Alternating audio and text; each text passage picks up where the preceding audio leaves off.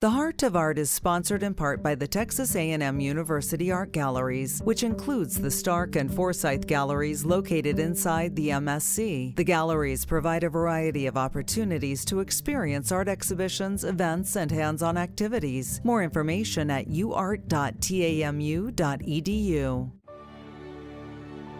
The Heart of Art is brought to you by the Academy for the Visual and Performing Arts at Texas A&M University, bringing innovative and culturally diverse visual and performing arts programming to Texas A&M University and the Brazos Valley.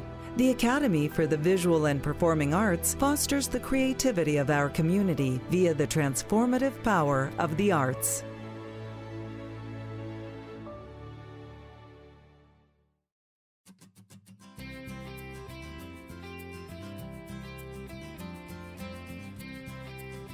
The Heart of Art, scoping the Brazos Valley for the best artists and bringing them to your radio.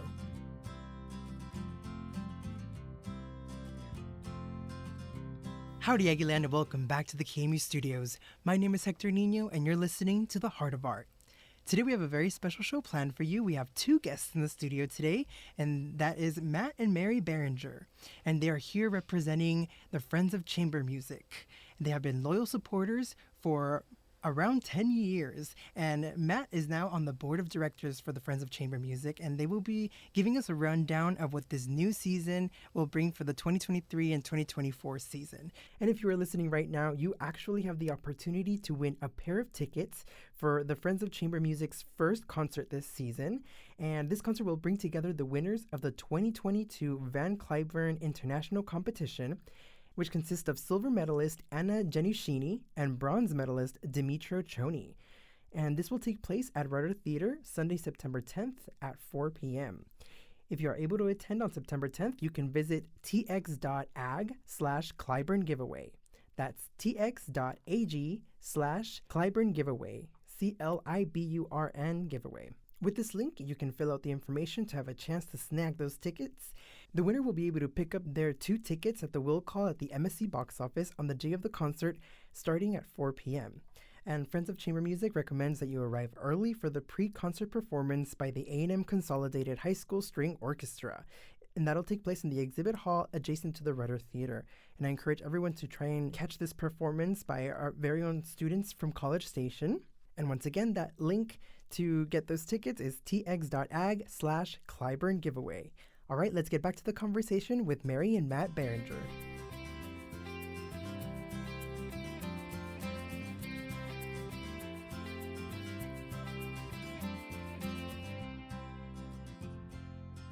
So hi, Matt and Mary. How are y'all today?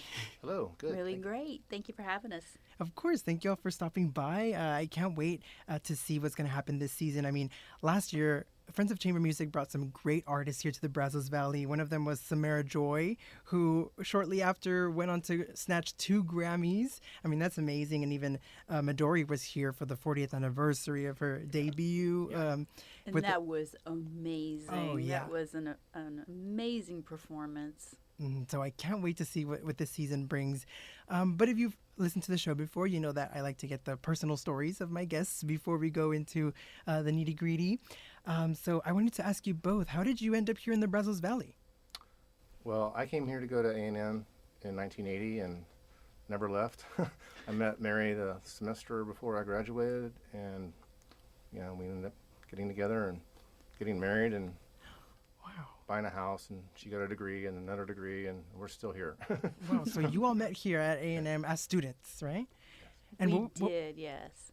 And how did that happen? Where did you all meet? At an ultimate Frisbee tournament. Okay.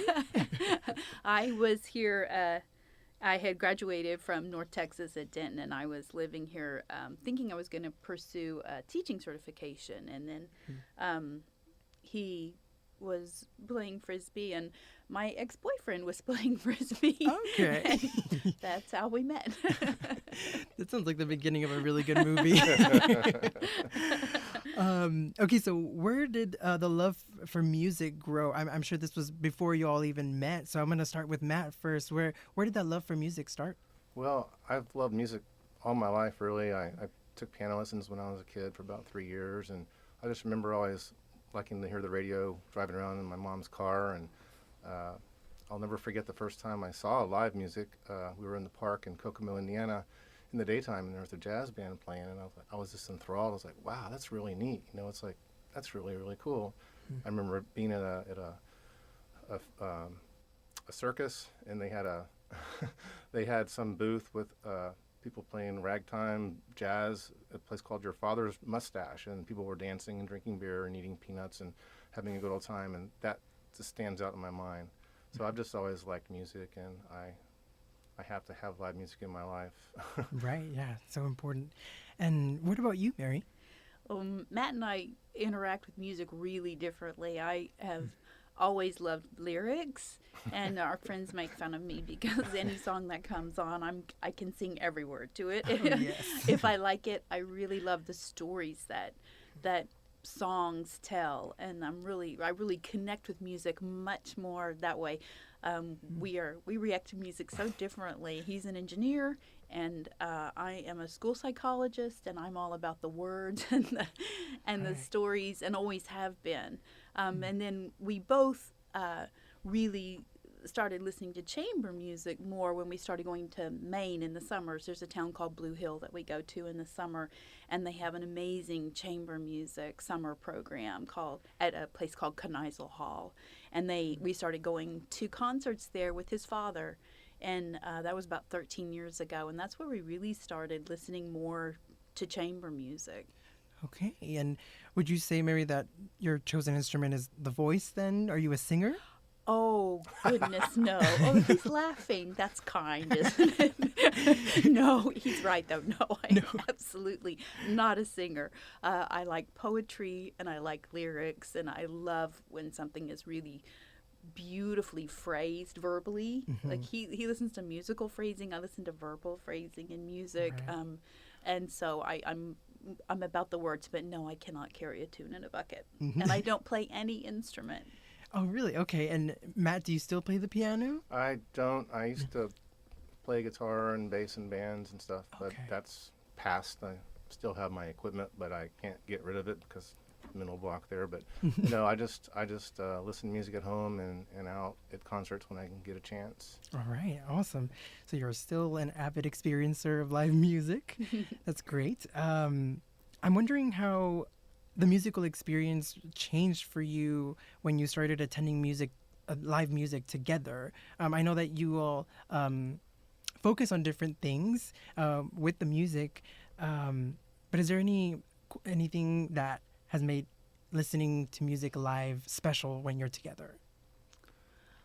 I do think it connects us. I do think really, although we really emphasize emotionally different aspects of the music, it's a very shared experience. I think when we go to a concert together, I just feel like sort of emotionally we connect during the performance, even though cognitively we're coming at it from different perspectives. Emotionally, it sort of connects us. Right. True. Do y'all ever compare notes about what happened? Oh yes. Yeah. He is a much more critical listener. He hears so much more in music than I hear. I hear every word and remember every word, and he hears every note by every instrument and responds really strongly to that. So it's always interesting for me to hear, after a performance, how he feels about it. He's very emotionally attached to music and can tear up to a beautiful performance pretty easily. Oh, yeah. Mm-hmm. Yeah, that's awesome because I know with my partner, we also like to share notes and we'll even reference specific pieces of the song and, and I love that. So I love that you guys do that together. So Matt, what attracted you to Friends of Chamber Music? What characteristics did you see in it that made you want to be a board member? Okay, so I guess that's two different things there. Attracted me to Friends of Chamber Music was, I saw these concerts in the paper and wow, that's right here, and it's going to be this group of musicians and don't have to drive to Houston. Let's go, and a lot of them are free, so it's you can't beat that, Mm-hmm. So that's why I really started going. I just saw it as a real benefit, and just thought it's great. And you go to these things, and they're always needing people to help out. And you read the programs, and they say, let us know if you'd like to help out in some way. So I finally filled out the form and said, yeah, I'll help out. And I thought maybe I'd just be handing out programs or something in the thing. But would you like to be on the board? Okay. All right. I'll give it a shot, I guess. A little more than I was expecting, but okay. And I've only been doing this for, a month? 2 months? Not even that long. So it's still new for me in that respect. But, I'm glad to be able to help out to keep this thing going on. And I know it takes a lot of work. I'm seeing it takes more and more work the more I've gotten involved. So. Right. And what kind of work do you do as a board member? Well, at first I was just set out to try to bring in sponsors because it takes money to put these concerts on. They're paying the performers, and they pay for locations to stay and lots of things. So it takes a lot of money. They have a lot of supporting people who just generously give, but it still takes a lot. So we sell ads in the program, and I've been trying to get money coming in that way. All right. And also I'm going to try to start helping out with our outreach program where we have the local community players play in pre-concerts and such. So we're going to try to help keep that going on and stuff too. Right. I mean, I know that Friends of Chamber Music brings in like A-list musicians and to like I think an area that doesn't usually get very much of it, and it's not like a huge metropolitan area, right, where like Houston or Austin or Dallas, but we're really getting some special musicians here in the Brazos Valley because of Friends of Chamber Music, and that's awesome that you're a part of that board now. So what is this next season of Friends of Chamber Music look like? What's going to be stopping by our door? Okay, well, our first show is September 10th on a Sunday, and there are 2 piano players. Both have medaled in the Van Cliburn piano competition. They're going to play individually and then together, and it's pretty special because one is Russian and one's Ukrainian. So I'm really looking forward to that. One thing I wanted to mention while you're talking, you said what drew you to this. Not only is it here in town and it's easy to get to a concert, you don't have to drive 2 hours to get to, but you're like 20 feet away from these performers. So, you're not hearing it amplified. You're right there. And it's really, really, really neat. I mean, that's very unusual. It is. They're very personal performances. They're very intimate, most of them. Yes, I know that was my experience also with Samara Joy. I got to see like every expression she was making, and I think that's really special. Yeah, that it's also like smaller venues, I would say. Yeah. Yes. Didn't mean to take you away from our first show, but yeah. So that's coming up really quickly. And this is actually the first time they perform together, right? Or they don't usually perform together. I believe that's true. They have their own individual, businesses going on for themselves, and they are performing together here.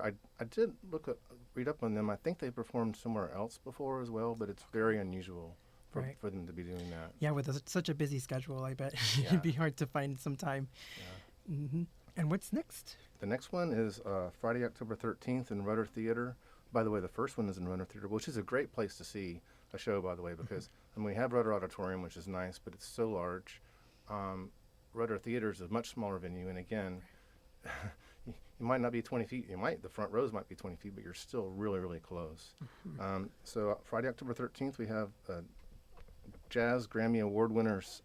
I don't know how to pronounce them correctly. Cicely McLaurin, Salvant, voice, and Sullivan Fortner playing piano. Ooh, wow. Yeah, so that'll be exciting. A jazz singer, another one like last year. I love that. Yeah. So after that, we're going to have on Tuesday, November 14th in A&M United Methodist Church.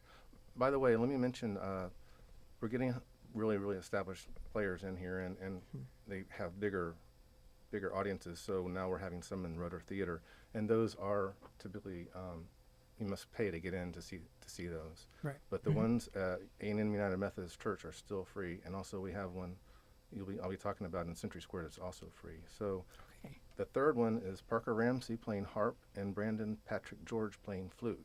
Ooh. That's really, really neat. We've seen some like that before, haven't we? Yes, yeah.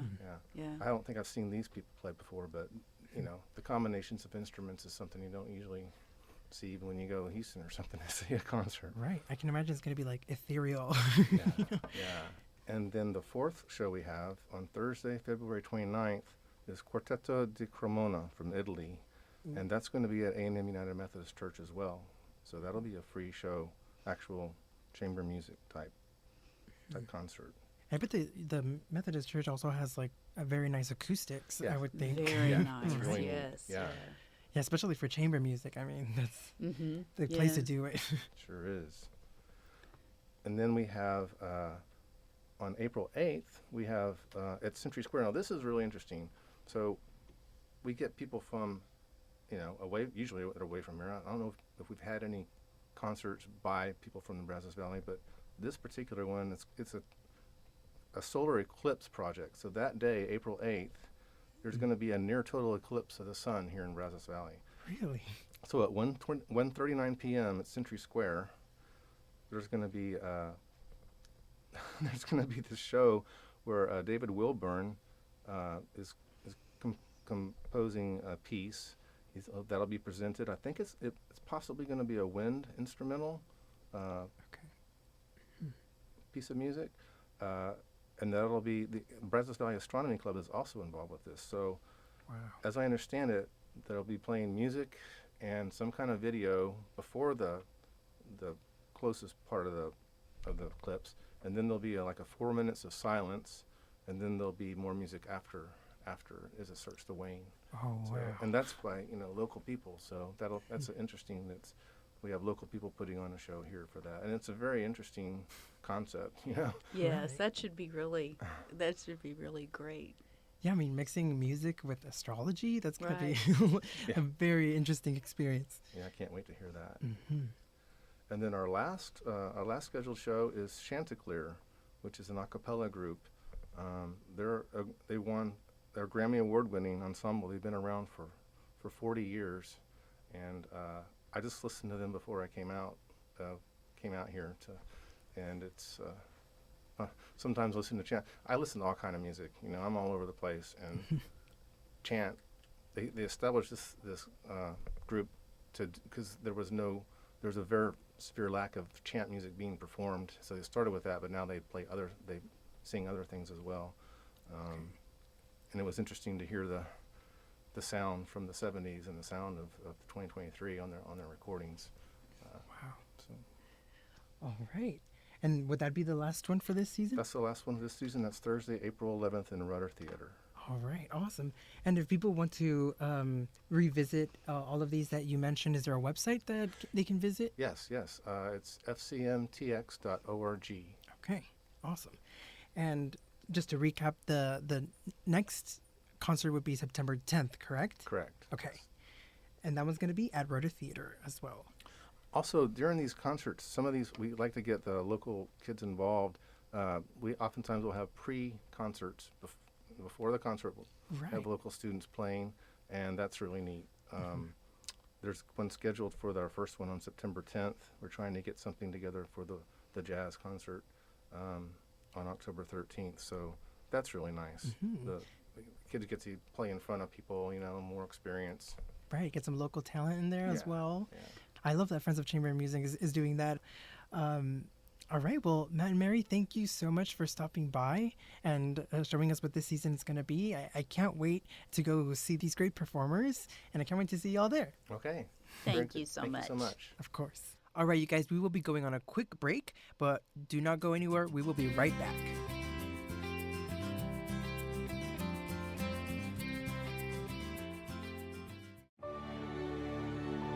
The Heart of Art is brought to you by the Academy for the Visual and Performing Arts at Texas A&M University, bringing innovative and culturally diverse visual and performing arts programming to Texas A&M University and the Brazos Valley.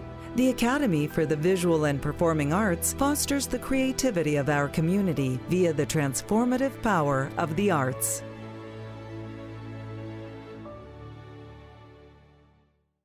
All right, now we will be revisiting my interview with Eric Nesda, who is the host of the PBS show Songs of the Center, and we have a great conversation about songwriting and what it means to be a songwriter. So, hi Eric, welcome to the show. How are you today? I'm fine, Hector. How are you? I'm doing great. I'm so excited for our conversation today. I'm happy to be here. Thank you so much. So I wanted to ask you, where are you from? Where would you call home? Well, my home is in a suburb of Columbus, Ohio called Worthington. It's right on the northern edge of Columbus, and it's probably a lot like suburbs all over the country. Hmm. So I'm a central Ohioan. Okay, and were you raised there as well? Yes, I was. I was raised here, but I've Mhm. stayed in one place and been able to do a lot of things from this one central location. Right. And I know you're a lot into writing as well as music, but I was wondering what got you interested in music? Was it those school musicals that you were in? Well, I don't know. I never grew up thinking I wanted to be in music. It was kind of something I did on the side. But about my sophomore year in high school, my junior year in high school, I just had I don't know where it came from, but it was an overwhelming passion to learn to play the piano. I'm not a good student with that, so I kind of taught myself, and I taught myself to write songs and play the piano at the same time.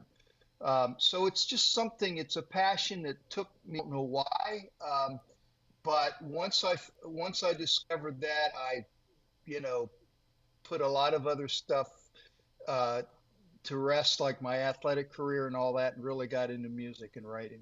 Yeah, I mean, we're lucky that you did because we have so Well, much, thank you. of course.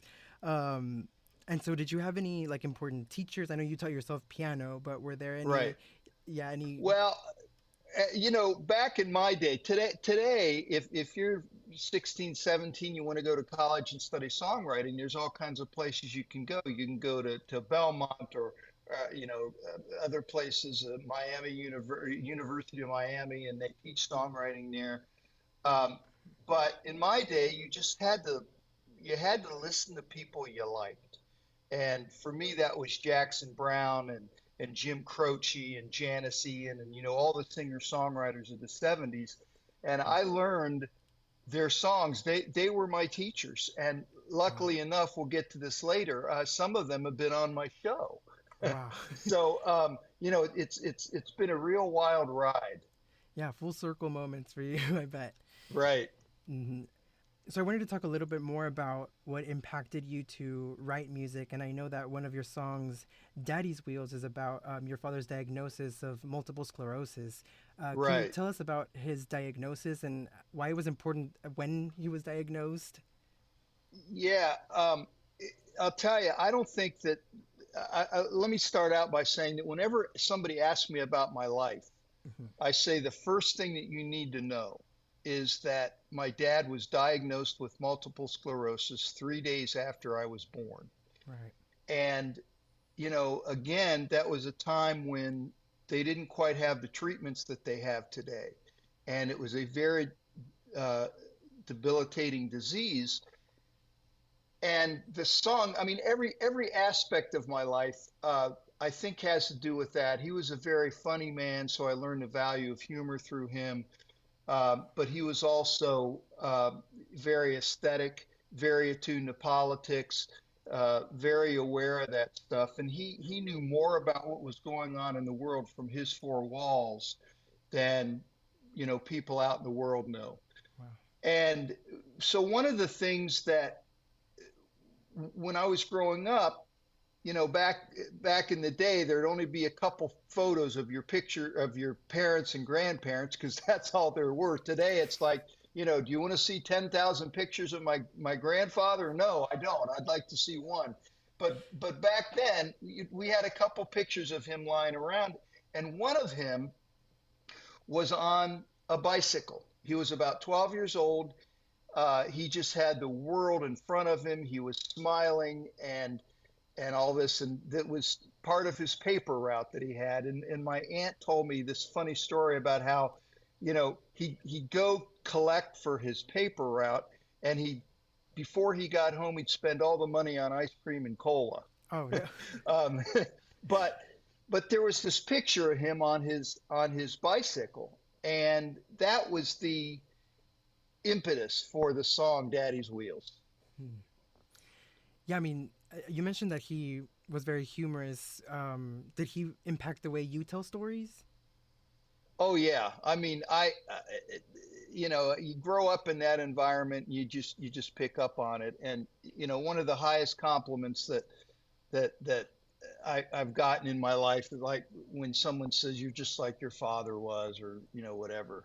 I mean, it was very sad. He had a tremendous influence on me, the family, and the people who knew him. But I mean, it was very sad to see a man of such intelligence and humor just just get knocked out of the world. His world was the four walls he lived in, and the family and a couple of friends that would come to visit him. But to us, he was everything, and he really instituted some very important values.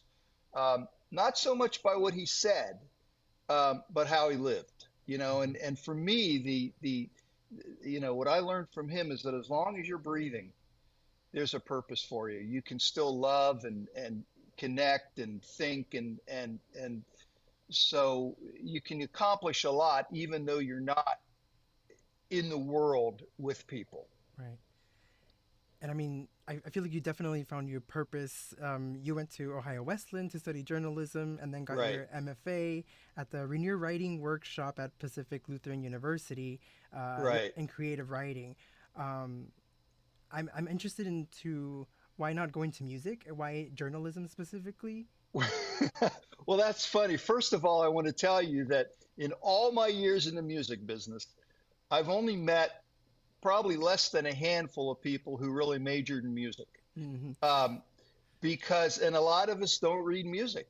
We hear things by ear, and I mean, some of us can do both, but for the most part, most of us have learned by ourselves, and we're not quote trained in music. So that doesn't seem strange to me. But the other thing is that because I taught myself most of what I know about music, when I went to college, I tried to get in the music program, and you have to take a test with dictation and all these terms and things you need to do. Right. And out of 100, I scored about a 9 or a 10 on the test. So I was not a good candidate for the music school. Yeah, I mean, creative people have a different side of the brain that works differently. So, Exactly. yeah, I can definitely understand Exactly. that. All right, well, it seems like your passions for music and writing don't really outweigh each other, and you dabble into so many other things, but this has now led you to your creation of Songs at the Center, right? It has all, led to Right. this. So what is the format of the show? Is it performance and interview, or how does that go? I ask them about their background and what their influences were and those kinds of things. And then they'll play a song. And we do two types of shows on Songs at the Center. Um, our regular shows, which are songwriter rounds, I invite three songwriters to come, and we sit in a semicircle and we talk and we share songs. And then there are the Master Series episodes in which I invite uh, people like John Oates, Janice Ian, some of the big names, and I sit with them alone, and they will sing a song and talk to me, and um, and really the show uh, is about the songwriter and the process. We say that our tagline is songs, singers, and stories, and if we have those three elements in a show, we think we're getting to the core of what we do.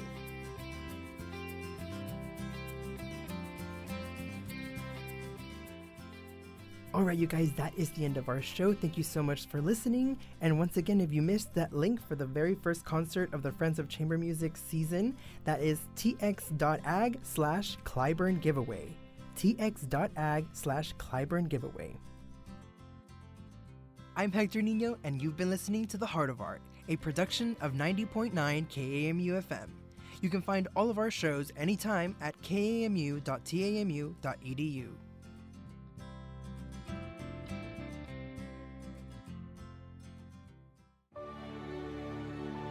The Heart of Art is brought to you by the Academy for the Visual and Performing Arts at Texas A&M University, bringing innovative and culturally diverse visual and performing arts programming to Texas A&M University and the Brazos Valley.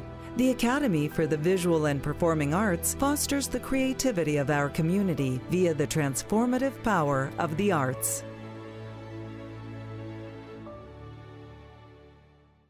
The Heart of Art is sponsored in part by the Texas A&M University Art Galleries, which includes the Stark and Forsyth Galleries located inside the MSC. The galleries provide a variety of opportunities to experience art exhibitions, events, and hands-on activities. More information at uart.tamu.edu.